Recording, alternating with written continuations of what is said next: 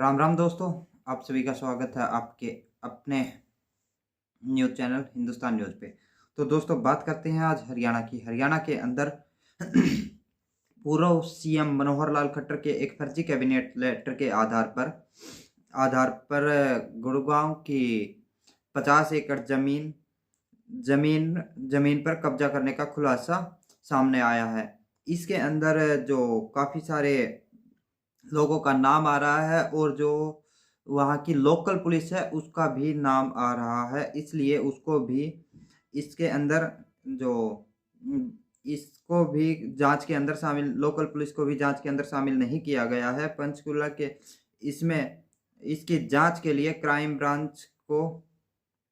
पंचकुला की crime branch को शामिल किया गया है।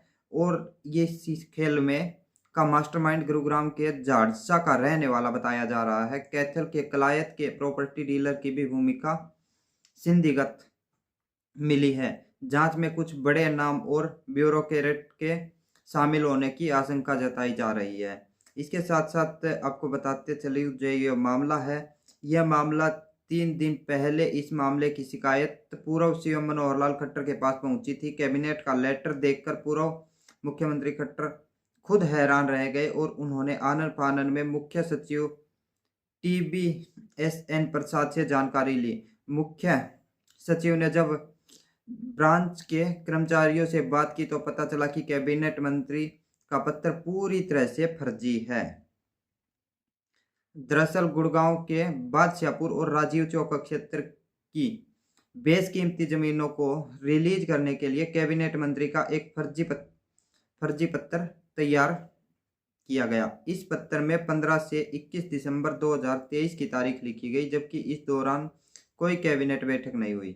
तत्कालीन सीएम मनोहर लाल की अध्यक्षता में नवंबर महीने में कैबिनेट की बैठक हुई थी। इस फर्जीवाड़े का खुलासा कैबिनेट नोट पढ़ने के बाद हुआ। नोट में मुख्यमंत्री और FCR दोनों के पद लिखे गए थे, जबकि कैबिनेट मीटिंग के सिस्टम में कैबिनेट मंत्री का नोट वरिष्ठता के हिसाब से लिखा जाता है, लेकिन उसमें इसके विपरीत लिखा गया था। इसके साथ साथ बताते चले, रजिस्ट्री तक की तैयारी कर ली थी डीलरों ने। सूत्रों की माने तो फर्जी पत्र तैयार करवाने वाले लोग राजस्व विभाग के स्थानीय कर्मचारियों से मिली भगत कर जमीन की रजिस्ट्री करवाने। तो अनिल विज ने बोले 2014 का चुनाव मैंने जितवाया था, मैंने कभी नहीं कहा कि मुझे सीएम बनाओ। 2019 में बहुमत न मिलने का कारण खट्टर बताएंगे। तो अभी इसकी डिटेल बताते चले। हरियाणा के पूर्व कैबिनेट अनिल विज ने एक इंटरव्यू में दावा किया कि जो 2014 का चुनाव था उस बीजेपी को उन्होंने जितवाया था। वहीं 2019 में हरियाणा में बहुमत न मिलने पर विज ने कहा कि इसका कारण तो मुख्यमंत्री ही बता पाएंगे। काबिल आदमी को सीएम बनना चाहिए। नायब सैनी को हरियाणा का सीएम बनाने पर विज ने कहा कि उन्होंने आज तक कभी किसी नेता के सामने नहीं कहा कि उन्हें सीएम बनाया जाए। हाईकमान जो फैसला करती है वही सही होता है। काबिल आदमी को मुख्यमंत्री बनाना चाहिए जो प्रदेश की भलाई के लिए काम करे। ये अनिल विज के बयान हैं। अनिल विज ने अब की बार सीधा खट्टर पर आरोप लगाया है 2019 का चुनाव में बहुमत न मिलने के कारण पर, और बताया है कि 2014 का जो चुनाव था उसमें जीत जो बीजेपी को मिली उसमें मेरी भागीदारी थी, या जीत मैंने दिलाई थी। विज बोले मेरी इच्छा होती तो खुद कहता सीएम बनाया जाए। अनिल विज ने कहा कि मैंने कभी इच्छा नहीं पाली, अगर मेरे अंदर इच्छा होती तो मैं सबसे पहले जाकर कहता कि मुझे सीएम बनाया जाए, क्योंकि मैं 6 बार का विधायक रहा हूँ, सबसे सीनियर हूँ, जिस संगठन से आया हूँ उसमें बगावत करनी नहीं सिखाई जाती। मैंने कभी किसी भी मंच पर कुछ भी बनने के लिए नहीं कहा। विज ने कहा कि जो वह कर सकते हैं उन्होंने वह दायित्व निभाया। बीमारी में भी सिलेंडर लगाकर लगातार काम किया है। तो अनिल विज ने अब जो पूर्व सीएम खट्टर के ऊपर खट्टर के ऊपर हमला बोलते हुए ये बयान दागा है भारतीय जनता पार्टी पे। तो देखते हैं हरियाणा के मौसम की।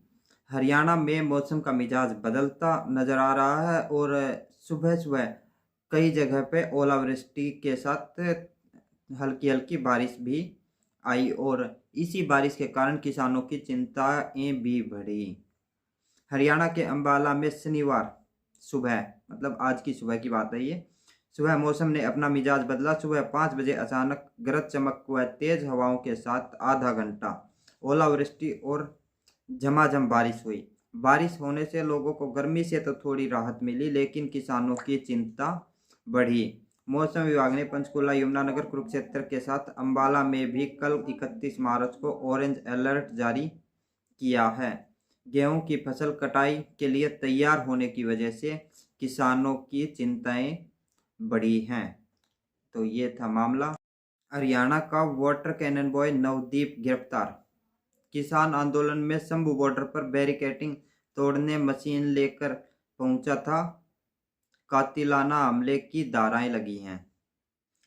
हरियाणा के अंबाला में 31 मार्च को संयुक्त किसान मोर्चा, गैर राजनीतिक व मजदूर मोर्चा का आह्वान पर युवा किसान सुमकरण की श्रद्धांजलि सभा है। इससे पहले शुक्रवार को अंबाला पुलिस ने किसान नेता नवदीप सिंह जलबेड़ा को मोहाली एयरपोर्ट से गिरफ्तार कर लिया है। अंबाला सीआईए ने पेशी से पहले इसका सिविल अस्पताल में मेडिकल कराया। इसके बाद भारी पुलिस बल की मौजूदगी में नवदीप को कोर्ट में पेश किया गया। कोर्ट ने नवदीप को 2 दिन के रिमांड पर सीआईए को सौंपा है। पुलिस सूत्रों के मुताबिक नवदीप जलबेड़ा पर 23 फरवरी को आईपीसी की धारा 307,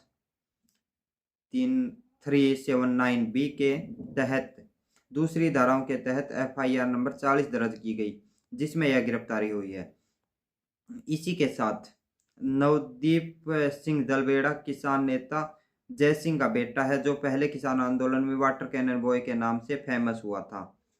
तो इसके साथ साथ एडवोकेट रोहित जैन ने बताया कि पुलिस ने अंबाला सदर क्षेत्र में एफआईआर 40 में नवदीप सिंह जलबेड़ा समेत 2 लोगों को गिरफ्तार किया है। पुलिस कुछ न कुछ छिपा रही है, क्योंकि यह एफआईआर भी ऑनलाइन नहीं की गई। सीआईए 1 ने कोर्ट को 4 दिन का रिमांड मांगा था, जबकि कोर्ट ने 2 दिन का ही रिमांड मान्य किया है। तो ये था मामला नवदीप सिंह का, जो कैनन बॉय के नाम से पिछले आंदोलन में मशहूर रहा था। तो दोस्तों अब बात करते हैं आईपीएल की। आईपीएल 2024 में कोलकाता की लगातार दूसरी जीत। बेंगलुरु को 7 विकेट से हराया। सीजन में पहली बार हारी होम टीम। वेंकटेश की 8वीं 50। कोलकाता नाइट राइडर्स केकेआर ने इंडियन प्रीमियर लीग 2024 के 10वें मुकाबले में रॉयल चैलेंजर्स बेंगलुरु आरसीबी को 7 विकेट से हराया। मौजूदा सीजन में होस्ट टीम को पहली बार हार झेलनी पड़ी। इससे पहले 9 मैच मेजबानों ने ही जीते हैं। यह कोलकाता की लगातार दूसरी जीत है, जबकि बेंगलुरु दूसरा मैच हारी है।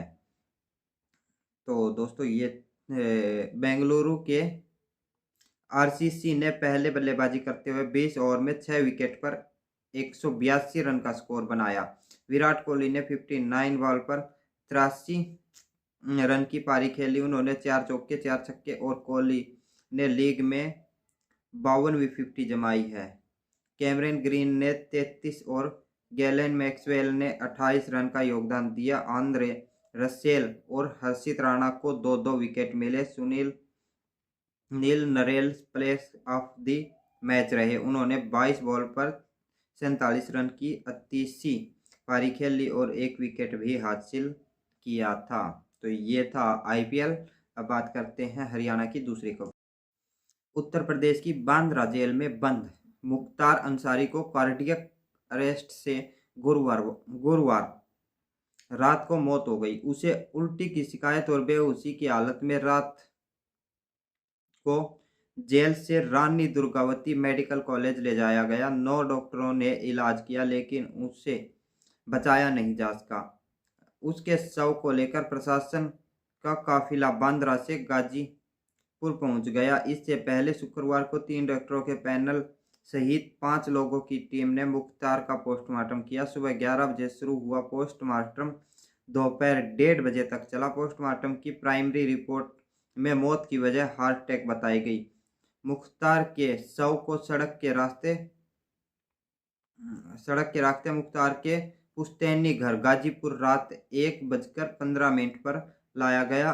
यहां आज सुबह 10 बजे कालीबाग कब्रिस्तान में उसे सुपुर्द-ए खाक किया जाएगा। इसी बीच मुख्तार के बेटे उमर ने बांद्रा डीएम को पत्र लिखा, मांग की कि पिता मुख्तार का दिल्ली एम्स में पोस्टमार्टम कराया जाए। हमारे परिवार को बांद्रा की चिकित्सा व्यवस्था पर भरोसा नहीं है। उधर बांद्रा डीएम की संतुष्टि पर मुख्तार की मौत मामले की न्यायिक जांच के आदेश सीजेएम ने जारी किए हैं। तो इधर